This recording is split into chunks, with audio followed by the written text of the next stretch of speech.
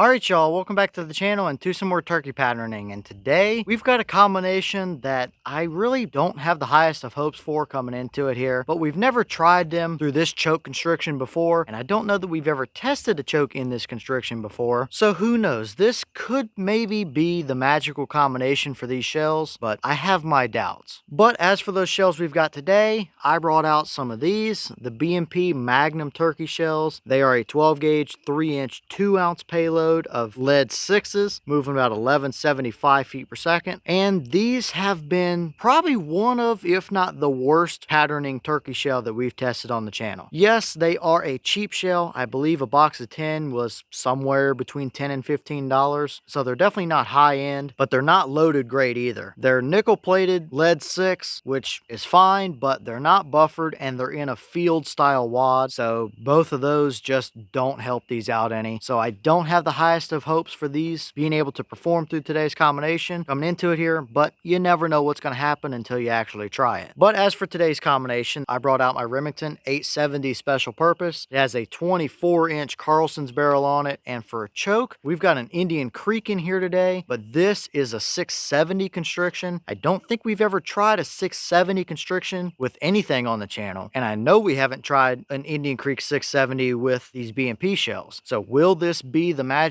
combination that makes these things perform? I doubt it, but it's a combo that we haven't tried yet and a constriction we haven't tried, so maybe. We'll just have to see what it does. But as for today's test, everything is set up the same as usual. The turkey paper's at 40 yards, and I've got the chronograph so we can get our velocity from the shell. So let's get you guys a view of that target and see if these B&P 6s give us the same old waterfowl looking pattern they typically do through the Indian Creek 670 today. I don't have super high hopes for this combo, but let's take our shot and see what it gives us.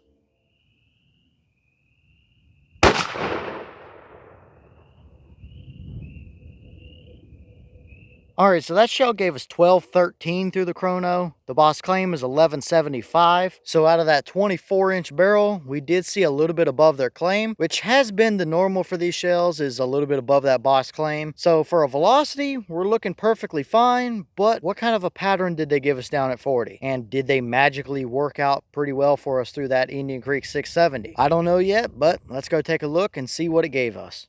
Alright, so now we're down here at our 40-yard paper, and this is about what I expected to see out of these shells. Our pattern might have favored just a touch to the left, but it clearly did not matter one bit. Now, yes, there are 2 through the brain and a couple more down the spine, and clearly there would be a bunch down through his body as well. So you would have gotten the turkey, but you also probably would have hit any other bird that was close to him at the same time, which is not what you want. That would make a fantastic wing shooting pattern, you know, doves, quail, that kind of stuff. But the problem here is you're trying to aim for a turkey's head and neck. You're not trying to take the whole flock out. So this is not a great turkey pattern by any means. Even if we look in here at what is supposed to be our core, which might have favored a touch to the left, it looks no different than pretty much anywhere else on the paper. Sure, there's nowhere that bird can move to and get away from you. So if you like leeway, this is the pattern for you. But still, we really don't have much of a core at all, period. And the farther we get out, the more voids and splotchiness you see. The entire paper is covered in shot from top to bottom, and this is a pallet, so it's 36 inches wide by about 44 inches tall, and we covered the entire thing. So it's yet again the exact same story we've seen from these shells time and time again. Yes, they're a cheap lead turkey shell, so we can't expect some super high-end TSS looking performance out of it as far as pattern goes, but even a Winchester Super X shell, which is that same price point, you know, $12-ish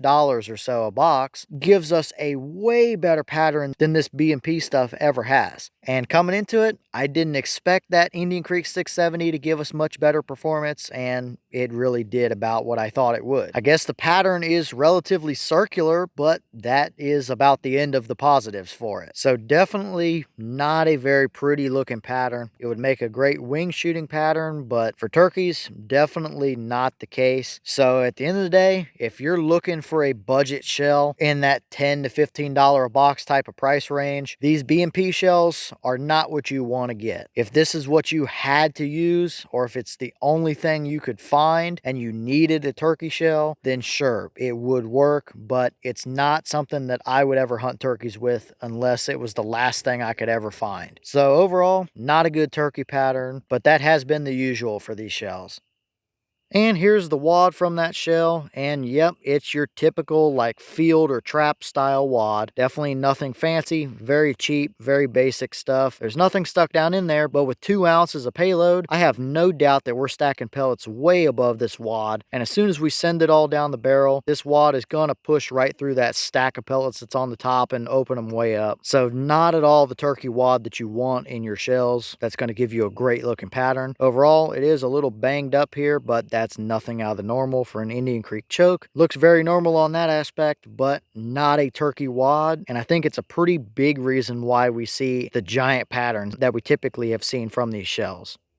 Alright y'all, well, what did you think about that performance right there? It's yet again the same that we typically see from these B&P Magnum turkey shells. You cover the entire paper in pellets. Sure, it would have absolutely gotten you that turkey, but it would have put a ton of pellets in your meat, and if there was any birds even remotely close to him, you would have probably hit them as well. I mean, we've got pellets off of all sides of that paper, so that bird would have to be all alone by a good margin for you not to hit another one. So I think it's pretty safe to say, in all the testing that we've done with these B&P Magnum shells, that you should definitely look elsewhere if you were thinking about buying these. If you're looking at a shell in that $10 to $15 a box price range, just get a Winchester Super X shell, or just save your money up a little bit and get a box of the Winchester Longbeard shells if you want to shoot a lead shell. They're way better than this has ever done for us. So I guess leave all your thoughts down below. Is that about what you expected to see? Were you a little surprised one way or the other? Have you tested any of these B&P turkey shells, and if so, what kind of results have you seen from them? Would you hunt with that pattern the way it is, or are you kind of in the same boat that I am, to where that's pretty much junk? It's definitely not a turkey shell for you. And let me know what other shells might you want to see through that Indian Creek 670. This was the last one of these B&P shells I had, so I'm glad to finally get them out of the cabinet since they're junk. But let me know what you guys might want to see through that Indian Creek. At the end of the day, there was maybe the potential that the 670 constriction might be the ticket for these, but with the way they're loaded, no buffer, and a field wad, I don't think we can be too surprised there. They've done it time and time again, and they did the same thing today as they always do. So definitely a disappointing result, but not anything surprising either. But with that being said, I've got some more testing to get done for you guys, so I'm going to get back to it. As always, we have the channel Instagram as well as the mailbox where you can send stuff if you'd like. All that information will be in the description if you're interested in it, but I'm going to get back to it, so I'll see y'all in the next one.